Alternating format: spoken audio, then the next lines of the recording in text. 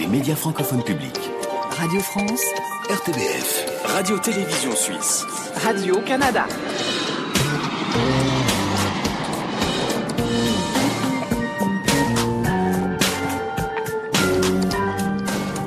Et bonjour à tous, bienvenue dans la librairie francophone spéciale Montréal aujourd'hui. Bonjour Dany Laferrière. Bonjour. Nous allons animer ensemble cette émission, présentée à deux pour la première fois depuis sa création. Vous êtes Absolument. avec nous. Voilà, on vous a bonjour choisi. au public de Montréal, le public du salon, le magnifique public du salon. Bonjour Montréal, Le livre de merci Montréal. d'être avec nous.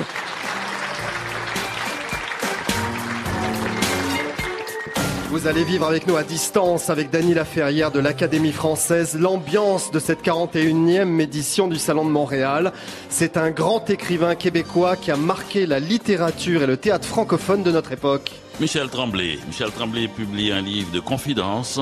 Il se raconte avec pudeur mais franchise et il dévoile des moments parfois très intimes de sa vie. Tout à fait Michel Tremblay. Bonjour Michel Tremblay. Bonjour. Merci d'être avec nous Michel. Vous êtes un grand fidèle de la librairie francophone et je vais le dire au public là. Il y a peu d'auteurs aussi généreux et respectueux que vous. Vous acceptez la librairie francophone quelles que soient les conditions. Et Dieu sait si on a fait des choses ensemble, hein, c'est vrai. Oui. On est allé un peu partout. Je l'ai même fait visiter une gare qui n'était plus une gare. Oui, qui n'existait pas. Oui. Je Je me cherchais souviens. les trains puis il n'y en avait pas. C'est ça. Et aujourd'hui, vous avez même déplacé une séance de signature pour vous. Merci beaucoup. Et puis on a aussi Joséphine Bacon, poétesse inou, qui écrit un livre magnifique, des poèmes très nus et assez bouleversants. Joséphine Bacon qui est avec nous, que vous pouvez applaudir. Elle est en plateau ici aussi. Il sera question d'un formidable bouquin, une encyclopédie très originale, réalisée par Bernard Werber. Nous parlerons des fourmis, bien sûr, mais pas seulement. Bernard Werber, invité d'honneur de ce salon du livre, et pour la première fois dans la librairie francophone. Et puis aussi de la musique avec Tristan Malavoie qui chantera en duo avec la comédienne Émilie Bibeau, ici sur le plateau de Radio-Canada au Salon du Livre de Montréal. La librairie francophone, émission spéciale au Salon du Livre de Montréal, présentée par Emmanuel Kérad et Dany Laferrière. la librairie francophone au Salon du Livre de Montréal. Emmanuel Kérad, Dany Laferrière. Et bonjour Bernard Werber. Bonjour. Bienvenue dans la librairie francophone. L'encyclopédie du savoir relatif et absolu vient de paraître aux éditions Albin Michel.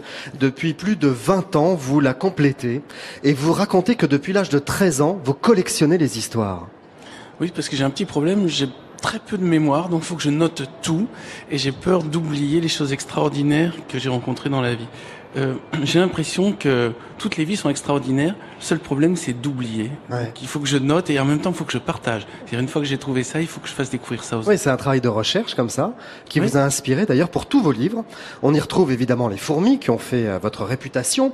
Et dans ce gros livre de 700 pages, il y a plein d'histoires insolites, de faits historiques, de personnes qui ont changé des choses dans le monde aussi, comme ce jeune Australien de 13 ans qui s'appelle James Harrison et qui, en donnant son sang, va sauver 2 millions d'enfants. Oui, j'ai essayé de trouver les gens qui ont fait le plus de bien à l'humanité et souvent qui sont pas connus. Je cite aussi Semmelweis, qui est le monsieur qui a inventé le fait de se laver les mains avant d'opérer les Oui. femmes, Oui. et ce qui a entièrement changé la mortalité infantile, donc qui a sauvé énormément de gens et qui a été oublié et qui a été très maltraité parce qu'en fait il est mort dans un asile de fous. Et il me semble à un moment il faut se rappeler qui c'est qui fait du bien, qui c'est qui fait du mal à l'humanité. Ouais. Donc c'est pour ça que j'ai cité quelques-uns de ces noms. Alors ce petit James Harrison, c'est incroyable parce que pendant 56 ans, il va effectuer 1000 transfusions sanguines parce qu'il a un antigène en fait qui est Voilà. capable de sauver les bébés souffrant de la maladie du Rhésus. C'est incroyable cette histoire. Bah, c'est source d'émerveillement, c'est le principe d'encyclopédie, Ouais. c'est les petites choses pas trop connues qui donnent à réfléchir. Donc Ça vous émeut, j'ai l'impression, Bernard. Oui, en fait, ce qui m'émeut, c'est cette planète dans son ensemble. Ça va paraître bizarre ou trivial, mais le réel est beaucoup plus fort que tout ce qu'on peut sortir de manière romanesque. Quand on connaît la vraie vie des gens, la vraie histoire de l'humanité et les vraies découvertes, c'est complètement extraordinaire. Ce Mais monde vous est n'êtes extraordinaire. vous n'êtes pas uniquement méditatif comme ça, vous êtes aussi trivial. Parlez-moi de la disparition des morpions. Ben, Ah oui, j'avais c'est- relevé ça aussi. C'est une dépêche AFP qui est sortie. On s'est aperçu que le fait que les gens se rasent le sexe plus souvent fait que les morpions disparaissent. Mais il y a le plus trivial du livre, c'est un truc sur la sexualité des punaises des lits. Et le type Ouais, le scientifique qui m'a raconté ça avait tellement honte de ce qu'il me racontait, parce que la sexualité des punaises de lit est au-delà de la pornographie, que après il a dit, après l'interview que je vous ai fait, je ne ferai plus jamais aucune interview, ce qui fait que j'ai l'exclusivité totale sur ce sujet. Alors, rapidement, je vais vous raconter la sexualité punaise de lit parce que j'aime bien la raconter. C'est un animal qui, par des mutations complexes, d'abord il est myope, donc ils font l'amour aussi bien avec des mâles avec des femelles, mais ils font aussi des partouzes. C'est les mêmes punaises de lit qu'on a dans les lits. Hein. Et il y a eu tellement de sexualité chez cet animal qu'il s'est mis à apparaître des mutations qui font que les femelles ont eu des vagins secondaires qui poussaient dans le dos et sur la tête et sur les bras. Oh là là. Mais aussi les mâles ont eu des sexes qui apparaissaient comme ça. Et en plus, il y a une mutation qui fait que le sexe du mâle, de la punaise de lit, un sexe en forme de seringue, il arrive à percer la femelle n'importe où dans le corps et ça féconde n'importe où dans le corps. Oui, et ça féconde l'animal et il y a une évolution encore supplémentaire où le sexe du mâle est devenu une sorte de pistolet à eau qui permet de frapper à distance une femelle. C'est un film d'horreur, en C'est pas fait. politiquement correct, mais c'est la nature. La nature n'est pas politiquement correcte et je trouvais ça extraordinaire de voir qu'il y a une évolution complètement pornographique étrange chez la punaise de lit. On parle tout le temps de sexe à Montréal. À chaque fois qu'on fait une émission au Salon du Livre, je sais pas Pour se pourquoi. réchauffer, Ouais, il fait froid. On va parler de sexe avec Michel Tremblay tout à l'heure. Et... Oui, tout simplement. Ouais, Une légère fantaisie assez rapidement, Bernard. Oui. Good luck, Mr. Gorski. Oui, C'est alors, joli, c'est joli. Quand le premier pas de Armstrong. Armstrong sur la Lune, il a dit en effet un petit pas pour moi, un grand pas pour l'humanité, et il a dit aussi Good luck, Mr. Gorski. Et en fait, c'est un référence, j'essaie de le faire très vite, à son voisin qui avait dit le jour où le voisin mettra le pied sur la Lune, eh ben, je te ferai une pipe. Hein. Enfin, c'était donc la voisine, et donc il s'en est rappelé, il a sorti ça. Alors, Bien, on merci est pas beaucoup certain que Bernard ça Werber. Bah, c'est vous qui me poussez vers la Ah sexualité. non, c'est Dany Moi, Laferrière. Non, mais c'est On co-anime. je rêve de parler de sujets autres, scientifiques. Mais justement, j'en ai moi de la science. Vous n'avez pas honte. Non, c'est vrai, c'est honteux, Dany. C'est très scientifique parfois ce livre, Bernard, parce que vous expliquez le pouvoir des végétaux et ces animaux qui consomment des plantes hallucinogènes. Et ça, c'est incroyable. Il y a les rennes du Canada qui mangent un champignon rouge qui est sur l'écorce des bouleaux, je crois, et qui leur provoque comme ça des vertiges et des spasmes. Et le chat domestique également mâche de la catère L'herbe à chat. qui provoque des effets proches de l'ecstasy. Et c'est là qu'ils se mettent à chasser la souris qui n'existe pas quand vous le voyez faire ça, c'est qu'il est drogué le chat en fait. Si vous me parlez de ça, c'est que vous avez eu un chat. Parce que Oui. c'est tellement caractéristique, tout d'un coup, les chats deviennent dingues. Oui, On c'est sait vrai. pas pourquoi, ils ont leur quart d'heure de folie. Mais en fait, ce qui me semblait étonnant, c'est que toutes les espèces animales ont leur drogue, c'est-à-dire un produit qui leur fait des allus. Les dauphins ont ça, ils prennent un petit poisson qui les rend complètement dingues. Et c'est comme si on avait besoin par moment de quitter le réel. Tous les animaux ont besoin de quitter le réel. Alors on va parler d'une autre bestiole qui elle est immortelle. Une méduse, c'est incroyable. Ah oui. Mais d'abord les libraires, avec deux libraires qui sont bien marrés Les d'ailleurs en libraires lisant votre aussi sont livre. immortels. Les libraires sont Je immortels, l'espère. j'espère, oui, c'est ça. Déborah Damblon en Belgique, vous êtes emballée par ce livre. Ah bah oui, hein, mais quelle bonne idée de ressortir une encyclopédie en ces temps où elles se font bêtement supplanter par l'internet et puis qu'elles semblent presque d'un autre âge. Alors mais quelle joie de redonner envie de fouiller, de partager, de raconter. Et puis c'est si bon dans notre monde où le livre qui devient si vite obsolète, de voir réapparaître quelque chose qu'on avait aimé et qu'on avait presque oublié. Merci Déborah. Ah, ben c'est magnifique. Jérémy Daniel. Oui, c'est à Jérémy Daniel, c'est ça, pour le Canada. Oui, je me rappelle avoir pioché dans cette encyclopédie il y a plus d'une dizaine d'années. Au moment que j'avais lu les fourmis, 10-15 ans, j'y avais eu beaucoup de plaisir. Vous pouvez comprendre avec toute la sexualité qu'il y avait là-dedans. Moi, j'étais aux anges. Mais non, au-delà de ça, il y avait plein de faits assez intéressants. Y retournant, aujourd'hui, je croyais m'y ennuyer un peu. Au contraire, il y a une candeur que j'ai aimée dans l'écriture, justement dans cet émerveillement constant à chaque histoire de Werber derrière son sujet. Vraiment assez intéressant comme bouquin. C'est vrai, c'est très intéressant, c'est passionnant Bernard. Cet animal donc, la méduse, une petite méduse découverte dans la mer des Caraïbes qui a la capacité incroyable de rajeunir ses cellules à l'infini. Elle vieillit, elle se dit non, je vais redevenir adolescente, et elle rajeunit. Donc elle est immortelle. Elle fait demi-tour. Non, parce qu'elles deviennent malades et elles ont des prédateurs. Mais il y a des animaux qui ont des modes de maîtrise du temps et de l'âge qui pourront peut-être nous servir à nous à devenir immortels.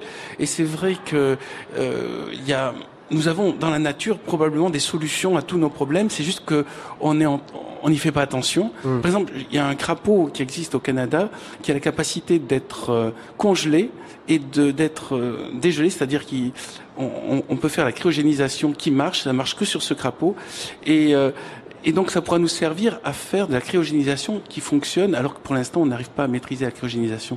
Mais ce qui est amusant, ce qui est vraiment intéressant dans ce livre, c'est comme un buffet chinois. Il y a pour tout le monde.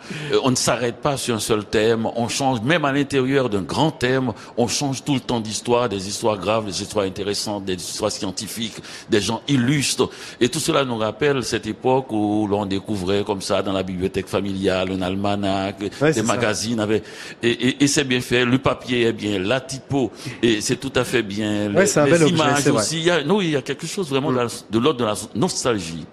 Vous notez aussi, Bernard Werber, que seules 5 espèces arrivent à s'adapter à toute nourriture. Et où qu'elles soient sur Terre, en fait, elles peuvent vivre. Ces espèces sont l'homme, la fourmi, le cafard, le cochon et le rat. C'est celles qui peuvent nous remplacer, enfin, en dehors de l'homme, si nous on est semblable, quoi. Ouais. Ils ont une capacité de s'adapter à tous les milieux, à toutes les nourritures. Souvent, il y a des espèces qui disparaissent parce que leurs sources de nourriture disparaissent, donc ils sont liés à une nourriture. Mais celles-là, ils sont omnivores. Mais omnivore est très adaptatif, surtout pour le rat, qui, je sais pas si vous avez ce genre de problème au Canada, mais à Paris, il y a de plus en plus de rats et personne ne trouve de solution. Je crois à New York aussi, et je crois que le rat a un grand avenir, malheureusement. La fourmi aussi. Oui, la fourmi. Alors justement, la fourmi, page 562, Bernard, vous faites une confidence. Depuis que votre livre a succès sur les fourmis, a fait un carton comme ça en librairie, on vous demande souvent comment s'en débarrasser dans une cuisine. Et alors, c'est une question qui ne vous plaît pas trop, ça. Parce que vous dites la fourmi était là bien avant l'homme, déjà. Commençons par ça. Les fourmis sont là depuis 120 millions d'années. L'homme, au mieux, est là depuis 3 millions d'années. Ça veut dire qu'elles ont pris 117 millions d'années d'avance sur nous. Elles construisent des cités qui fonctionnent bien mieux que nous. Elles ont une agriculture, elles font les guerres, elles ont une médecine, elles ont aussi de l'alcool, elles ont leur drogue. Et ça me semblait une sorte de mépris total pour une civilisation de dire ils encombrent ma cuisine. Mais de quel droit votre cuisine vous appartient? C'est un peu comme les premiers conquistadors qui arrivent en Amérique qui disent oh là, il y a des sauvages, il faudrait peut-être nettoyer ce pays de ces sauvages. C'est un point de vue. Mais pour les fourmis, c'est juste qu'est-ce que c'est que ces humains qui sont venus nous piquer notre nourriture? Voilà. J'aime bien cette idée. Changeons de point de vue et tout d'un coup, on comprend autre chose. On comprend mieux le monde. Il y a un truc quand même pour faire fuir les fourmis. Très simple. C'est le basilic. Voilà. Mais en fait, même du jus de citron, tout ce qui sent perturbe leur communication parce qu'elles communiquent par les odeurs, les phéromones. Donc même si vous pissez, ça va arrêter les fourmis. Si vous mettez de l'eau de javel, ça va arrêter les fourmis. Vous mettez du parfum, ça va arrêter les fourmis. Mais pourquoi les arrêter? C'est la question. Une maison où il y a des fourmis, c'est une maison où vous n'aurez pas de blattes et vous n'aurez pas de moustiques. Alors donc, ça c'est pas mal, les fourmis ont un porte-parole magnifique.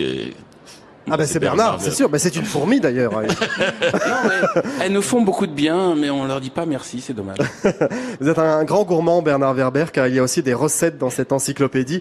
Et vous donnez un truc pour terminer, parce qu'on arrive au terme de cet entretien, un truc pour savoir, sans le casser, si un œuf est cru ou cuit. Alors je connaissais pas ce truc-là. C'est de le faire tourner. Exact. Tout simplement, c'est l'arrête physique. On l'arrête avec le doigt. Voilà. Et s'il est cru, il continue à tourner parce que le jaune à l'intérieur n'a pas fini sa rotation. C'est génial. C'est ça. Ce qui est marrant, c'est que vous ayez retenu ça. Que il y a tellement de petits segments. Mais c'est vrai que vous faites de la cuisine, en fait. Aussi, ouais. Voilà, c'est pour ça. J'ai eu un chat, je fais de la cuisine. Comme Dany Laferrière. Les gens arrivent avec une grille de lecture, ils vont retenir certains éléments qui rentrent en phase avec leur propre vie. Merci beaucoup, Bernard Werber. Merci. On était ravis de vous trouver dans la librairie francophone. Pour la première fois, Bernard Werber dans la librairie. Applaudissez-le, Bernard Werber, vraiment, magnifique livre. Bravo. L'encyclopédie du savoir relatif et absolu, c'est chez Albin Michel. Dans un instant, la chronique des libraires, Michel Tremblay et une jeune lectrice de 14 ans qui va vous donner son coup de cœur littéraire. Bonjour Evelina. Bonjour, ça va bien? Ça va et toi? Ça va très bien. Comment ça se passe pour toi en plateau, là, avec tout le monde? C'est plein de câbles, c'est plein de câbles. Oui, il y a des câbles sur la table. Ça, oui. Mais Bernard Werber, Dany Laferrière, toi, tu n'es pas impressionné, non? Ça va? Non, pas du tout. Bon. Mais moi, je le suis. Allez, on écoute tout de suite le dernier titre de Mélissa Lavo et on revient ici à Montréal avec Evelina et tous nos invités au Salon du Livre. Merci d'écouter la librairie francophone à travers le monde.